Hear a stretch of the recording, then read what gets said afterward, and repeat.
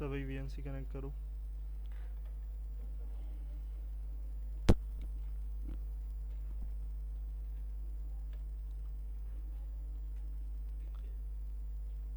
अच्छा भाई यहाँ पर हम नेक्स्ट कोर्स देख रहे हैं। यहाँ पर हमें नज़र आ रहा है टैबल्यू का, तो उसको पहले देखते हैं कि हमारे पास किस लिए टैबल्यू यूज़ किया जाता है और क्या क्या एडवांटेजेस हैं, किस लिए हम यूज़ करते हैं और क्या आसानी है। तो यहाँ पर सबसे पहले इंट्रोडक्शन टू टैबल्यू, और इसमें हमारे पास देखो क्या क्या चीज़ें हैं। सबसे पहली चीज़ क्या है कि भाई हम यहाँ पर क्या एडवांटेज है।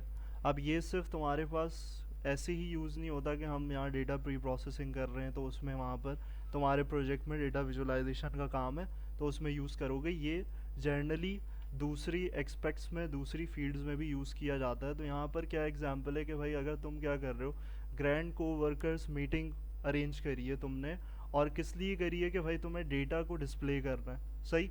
तो अब डेटा को डिस्प्ले करने के लिए तुम इम्प्रेसिवली कैसे डिस्प्ले कर सकते हो और अर्जेंट बेसिस पे कैसे डिस्प्ले कर सकते हो, तो वहाँ पर तुम्हारे पास तुम्हारा रोल प्ले आता है किसका, टैबल्यू का। और क्या है यहाँ पर टाइटल एक दिया हुआ है, योर डेटा मैजिशियन, यानी कि कम टाइम में तुम्हारे पास तुम्हारी डेटा की विजुअलाइजेशन जो है वो तुम्हारा टैबल्यू कर देगा। अब सिर्फ टैबल्यू एक टूल नहीं है, इसके साथ साथ हमारे पास एक पावर बीआई भी होता है, वो तुम्हारे कोर्स में नहीं है लेकिन उसको भी एक्सप्लोर करोगे तो वो भी रिलेटिवली क्या लगेगा तुम्हारे पास, सेम लगेगा कि वहाँ पर भी हमारे पास इसी तरीके से चीज़ें होती हैं। अब ये जो डिस्प्ले ऑफ डेटा है, ये जो तुम्हें नज़र आ रहा है यहाँ पर ये पिक्चर में, ये इसी को कहते हैं डैशबोर्ड। यानी कि सारी समरी को, सारी विजुअलाइजेशन को इकट्ठा कर दो तो वो क्या बन जाएगी, तुम्हारा पूरा बन जाएगा वो डैशबोर्ड। और वो डैशबोर्ड तुम क्या करते हो, डिस्प्ले करते हो। अब वो कहीं पर भी करना है तुम्हें तो ये डैशबोर्ड इम्प्लीमेंट किया जाता है। और वो किस लिए किया जाता है, ये पढ़ते हुए आ रहे हो तुम, एनालिटिक्स के लिए, एनालिसिस करना है हमें, डेटा क्या बता रहा है, वो सारी चीज़ें हमारे पास इस तरीके से मिल रही होती हैं, सही। तो यहाँ पर डेटा विजुअलाइजेशन टूल है जैसे हमने बात करी। यहाँ पर तुम्हारे पास पूरे डैशबोर्ड की एक डायग्राम नज़र आ रही है, यहाँ पर कुछ चीज़ें शो हो रही हैं, यहाँ पर कुछ अलग तरीके से डिस्प्ले हो रहा है। तो पूरी समरी तुम्हारे पास तुम्हारे टैबल्यू के थ्रू क्या हो रही है, रिप्रेजेंट हो रही है, सही। और यूज़र फ्रेंडली है सारे, इसमें कोई स्किल लेवल ऐसा नहीं चाहिए कि तुम्हें प्रोग्रामिंग करनी है, तुम्हें कुछ और करना है। जैसे पाइथन में हमें प्रोग्रामिंग की नॉलेज होनी चाहिए, तो यहाँ पर कोई बैकग्राउंड ना भी हो तो वो अर्जेंट बेसिस पे क्या कर सकता है, वो यहाँ पर ये डेटा विजुअलाइजेशन टूल को लर्न कर सकता है, जो बिल्कुल बेसिक लर्नर है, सही।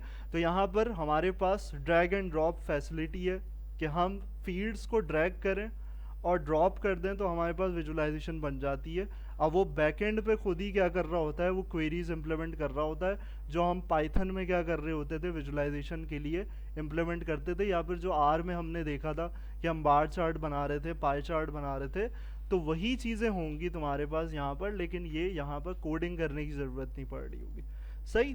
तो यहाँ पर ये हमारे पास अब इस दूसरा एंगल क्या आ जाता है कि एक तो हम डेटा सेट्स कहाँ कहाँ से सोर्सेस ले सकते हैं, हम स्प्रेडशीट से ले सकते हैं जैसे हम CSV को यूज़ कर रहे थे, एक्सेल SX को यूज़ कर सकते हैं, हम डेटा बेसिस को इंटीग्रेट कर सकते हैं।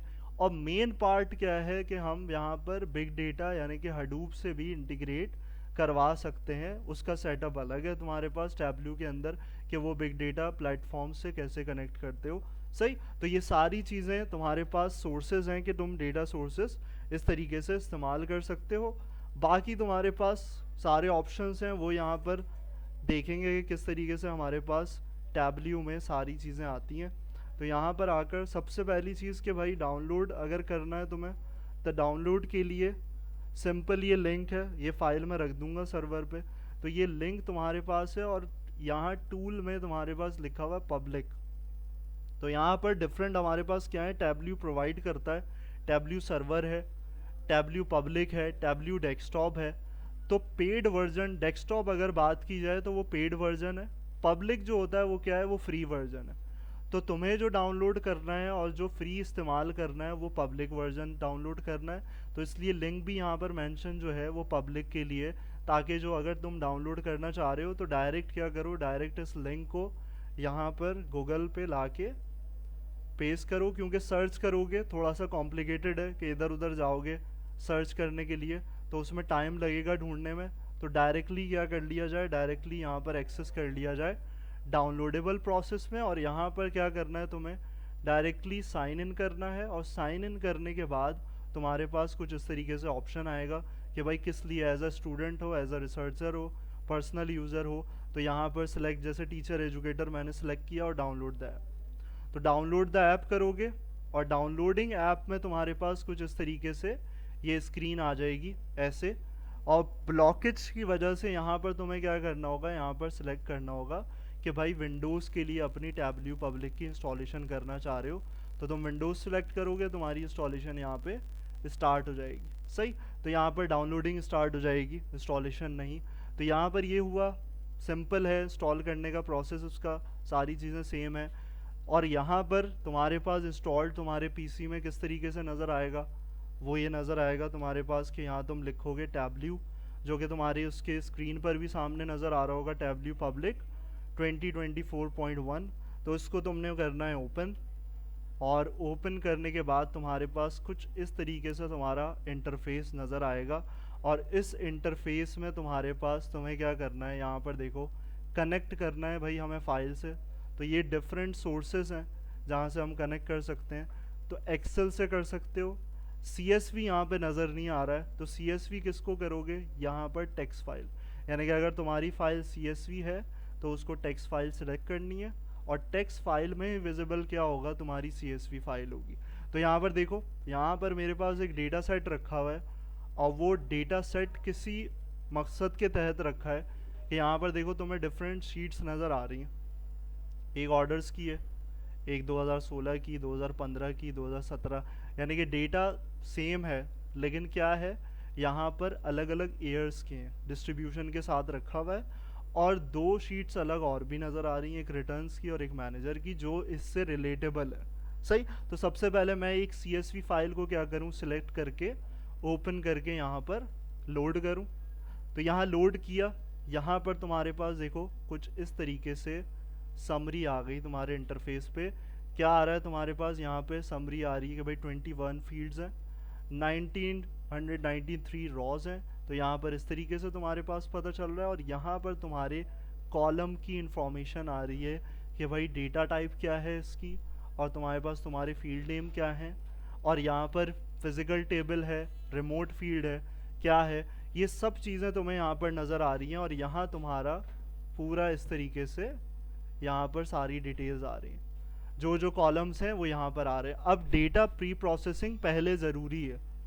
कोई भी डेटा यूज़ कर रहे हो तो पहला मेजर पार्ट वही है कि भाई नल वैल्यूज़ हटानी है, कुछ और करना है, जो भी चीज़ें डिस्टर्बेंस क्रिएट कर सकती हैं वो सब हटा कर यहाँ पर लेकर आओगे विजुअलाइजेशन टूल में डायरेक्टली डेटा को, क्योंकि हो सकता है उसमें बहुत सारी चीज़ें मिस्टेक्स हों, वो सब करेक्ट करके जो सीखा है पहले वो सब पहले लाजमी है, उसके बाद यहाँ पे लेके आना है। सही, तो डैशबोर्ड मेकिंग सबसे आखिरी स्टेप होता है जब तुम सारी चीज़ें कर लेते हो, डेटा को सही कर लेते हो। और यहाँ पर कितनी रॉस शो कर रहा है, यहाँ पर 100 रॉस शो कर रहा है। अब मैं यहाँ पर इस तरीके से टाइप कर कर यहाँ पर एंटर करूँगा तो मेरे पास पूरी रॉस भी दिखा देगा। यहाँ सैम्पल रॉस सेलेक्ट करके दे रहा है। सही, अब एक चीज़ जो यहाँ टर्म यूज़ हो रही है, देखो यहाँ पर एक टर्म है फिजिकल टेबल। फिजिकल टेबल क्या है, तो यहाँ पर देखो, यहाँ पर तुम्हारे पास तुम जैसे ही हाईलाइट करोगे तो यहाँ पर देखो नीचे नज़र आ रहा है लॉजिकल टेबल। और मैं अगर इसको क्लिक करके यहाँ चला जाऊँ, इसका मतलब है मैं फिज़िकल एरिया में आ गया, यानी कि मैं इसको फिज़िकली यहाँ पर एक्सेस कर सकता हूँ। और अगर इसको बंद कर देता हूँ मैं यहाँ पर, तो ये लॉजिकल है। सही, तो यहाँ पर तुम्हारे पास डिफरेंट ऑप्शंस हैं। वो क्या है डिफरेंट ऑप्शंस, देखो साइड में जो मेरी डायरेक्टरी थी उसकी सारी चीज़ें एक्सेस किया हुआ है। सही, सारी चीज़ें एक्सेस की हुई हैं। अब यहाँ पे मैं आता हूँ क्लिक करके फिज़िकल लेयर में। अब फिज़िकल लेयर में आया तो यहाँ पर एक ऑप्शन है, देखो डेटा सेट किसी मकसद के यहाँ पर रखा हुआ है। ये जो तुम्हारे पास 2017 2015 ये सब डेटा सेट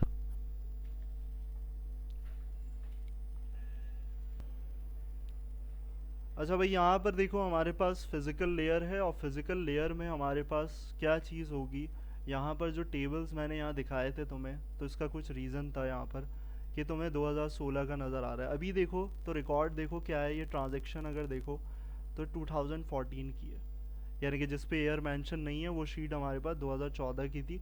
और उसके आगे तो यहाँ देखो एक ऑप्शन है कि हम क्या कर सकते हैं, डिफरेंट टेबल्स को एक साथ मिला सकते हैं, और मिलाने को क्या बोलते हैं, हम बोलते हैं यूनियन। तो यहाँ पर तुम्हारे पास अब मैं देखो 2014 के बाद सीक्वेंशियली चलता हूँ कि मैं 2015 को यहाँ पर ड्रैग करके लेकर आता हूँ। तो देखो यहाँ पर पीछे क्या हुआ, एक इनेबल हो गया ऑप्शन, क्या आ रहा है, ड्रैग टेबल टू यूनियन। सही। तो ड्रैग टेबल टू यूनियन का मतलब है कि भाई इसको मिला दो इसके साथ। तो अब इसकी लेकिन नेसेसरी कंडीशन क्या है कि सारी चीज़ें सेम होनी चाहिए, कॉलम जो है वो दोनों शीट्स में सेम रखे जाने चाहिए, सेम तुम्हारे पास होना चाहिए। तो यहाँ पर तुम्हारे पास तुमने इस पे जब ऑरेंज लाइन आ गई, ऑरेंज हाईलाइट हो गया, तो इस पे तुमने क्या कर देना है, ड्रॉप कर देना। ड्रॉप कर दोगे तो तुम्हारे पास देखो यहाँ पर ऑटोमेटिकली क्या होगा, यहाँ पर तुम्हारे पास 4095 रॉज हो गए, यानी कि जितना डेटा 2015 के रिकॉर्ड्स में था वो भी क्या हुआ, यहाँ पर यूनियन हो गया, मिल गया। सही। और इसी के साथ साथ आगे मैं करता जाऊंगा कंबाइन, तो यहाँ पर यूनियन होता जाएगा। सही। अब डबल कर दोगे तो ये रोकेगा नहीं तुम्हें, डुप्लीकेशन भी डाल देगा। तो वो देख के करना है कि मैं 2016 वाला दो दो बार कर रहा हूँ या तीन तीन बार कर रहा हूँ। तो यहाँ पर दोबारा मैंने इस पर किया, ड्रॉप किया, तो मेरे पास ऑटोमेटिकली यहाँ पर क्या हो रहे हैं, यहाँ पर मेरे पास रॉस का इजाफा होता जा रहा है, यानी कि यहाँ पर रिकॉर्ड्स बढ़ते जा रहे हैं और मेरे पास सारी चीज़ें इस तरीके से चल रही हैं। अब 2017 का भी है, ये भी फाइनल हम यहाँ पर डाल देते हैं, तो मेरे पास फाइनली जो लेटेस्ट रिकॉर्ड होगा वो मुझे यहाँ शो करेगा। सही। तो ये ऑटोमेटिकली क्या कर रहा है, असेंडिंग ऑर्डर भी मेंटेन कर रहा है, ऑर्डर आईडी भी रख रहा है तुम्हारे पास, सारी चीज़ें यहाँ पर डिफ़ॉल्ट तुम्हारे पास जो पॉसिबल पैटर्न है वो यहाँ पर रखा हुआ है। सही। तो यहाँ पर इस तरीके से तुम्हारा ये जो मेन पार्ट है वो ये होता है कि यहाँ पर इस तरीके से तुम ये वाला काम करते हो और यहाँ सारी चीज़ें इस तरीके से नज़र आती हैं। ये हो गया तुम्हारा डेटा सोर्स। डेटा सोर्स हो गया, और डेटा सोर्स में हमारे पास यहाँ पर सारी चीज़ें आ गई। अब पहले यहाँ पर तुम्हारे पास डेटा सोर्स में सारी चीज़ें, अब देखो बराबर में तुम्हें नज़र आ रहा है शीट 1, गो टू वर्कशीट। अब अगर हम इसमें जाते हैं शीट के अंदर, तो यहाँ पर देखो जो भी मेरे पास यहाँ पर कॉलम्स होंगे वो यहाँ पर साइड में मुझे लेफ़्ट साइड पे नज़र आ रहे हैं, जो भी इस टेबल के अंदर कॉलम्स मौजूद थे, जो भी फील्ड्स मौजूद थी। और यहाँ पर वो एरिया नज़र आ रहा है जहाँ पर शीट का डिस्प्ले होगा। बात क्लियर है? तो बहुत आसान चीज़ है, drag and drop word use हुआ था, उसको यहाँ पर ड्रैग एंड ड्रॉप ही करना है। तो कैसे करना है, यहाँ पर मेरे पास अब तुम्हें ये पता है चीज़ें कि यहाँ कैटेगोरिकल वेरिएबल कौन सा होता है, न्यूमेरिकल वेरिएबल की क्या कहानी है, पूरी स्टोरी ये सब डिस्कस की हुई है। सही। तो यहाँ पर इसको समझना तो बहुत बच्चों का खेल है। तो यहाँ पर देखो, यहाँ एक चीज़ जो पॉइंट है वो ये है कि यहाँ पर देखो हाईलाइटेड, ये कैसा नज़र आ रहा है, ये पूरा पार्ट जो है तुम्हें ब्लू कलर में हाईलाइटेड हुआ नज़र आ रहा है, और नीचे जो पूरा पार्ट नज़र आ रहा है वो कैसा नज़र आ रहा है, वो ग्रीन कलर में। अब ये सॉर्टेड है, ये क्यों सॉर्टेड है, क्योंकि इसका काम करने का तरीका ऐसा है। क्या है काम करने का तरीका, कि यहाँ पर तुम्हारे पास ये सेपरेट करके रखता है कि तुम्हारे पास तुम्हारे मेजर्स और डायमेंशंस अलग अलग होते हैं।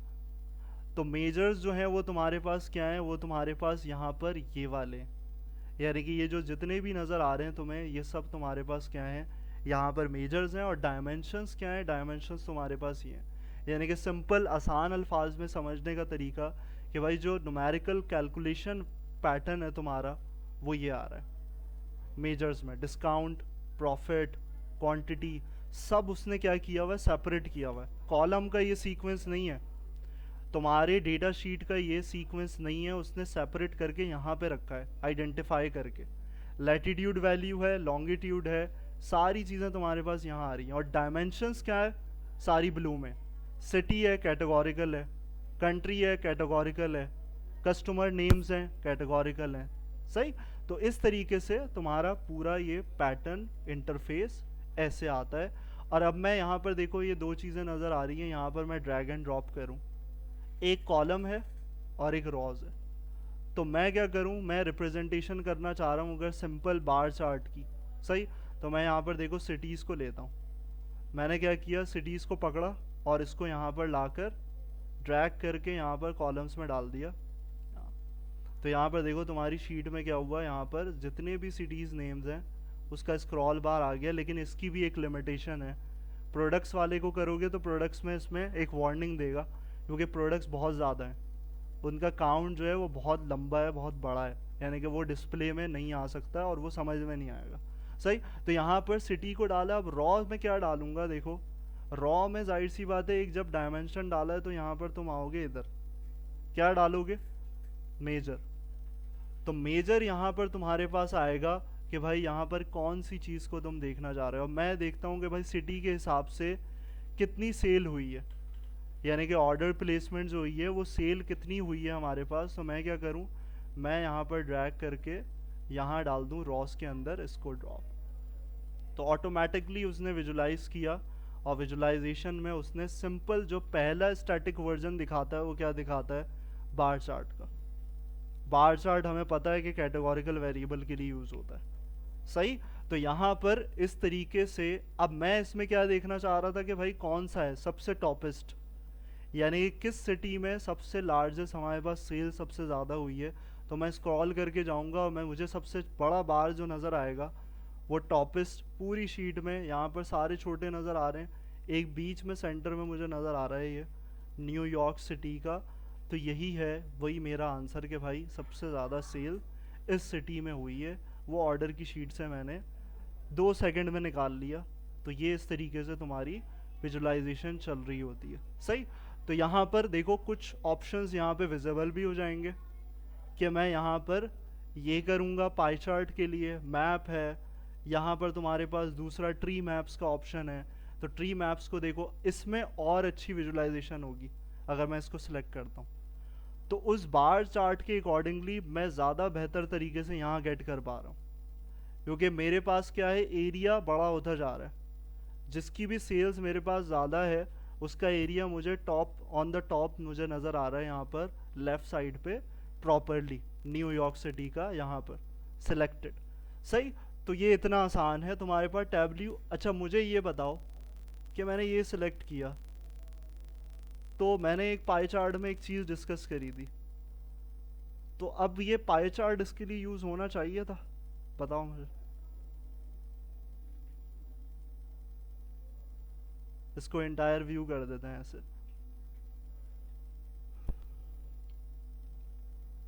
हम्म।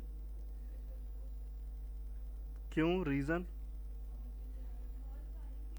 हाँ, तो इसमें मैंने जो चीज़ डिस्कस करी थी वो चीज़ डिस्कस करी थी कि भाई मैक्सिमम 5 या मिनिमम 4 रखते हो तुम, तो वो चीज़ तुम्हारे पास अंडरस्टैंडेबल होती है। तो मैं सिटी पे तो नहीं कर सकता। सही। तो पाई चार्ट इसके लिए इस्तेमाल नहीं होगा, क्योंकि यहाँ पर ये मेरे पास विजुलाइजेशन कोई मीनिंगफुल नहीं है, तो पाई चार्ट का इस्तेमाल कभी भी इसमें नहीं करते। तो यहाँ पर हम ये नीचे एक ऑप्शन है जो यहाँ पर हमारे पास एक विजुलाइजेशन में, देखो टाइटल क्या नज़र आ रहा है, पैक्ड बबल्स। तो मैं इसको क्या कर सकता हूँ, यहाँ पर दे सकता हूँ। तो सबका रिप्रेजेंटेशन का काम एक ही है, बस काम क्या है तुम्हारा, समझाना।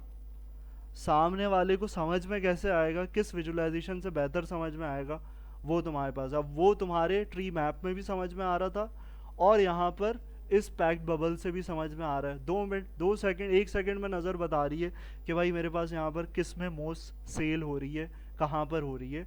और इसमें और क्या कर सकते हो, सिर्फ 2 हैं यहाँ पर, हमने 2 इन्वॉल्व किए थे।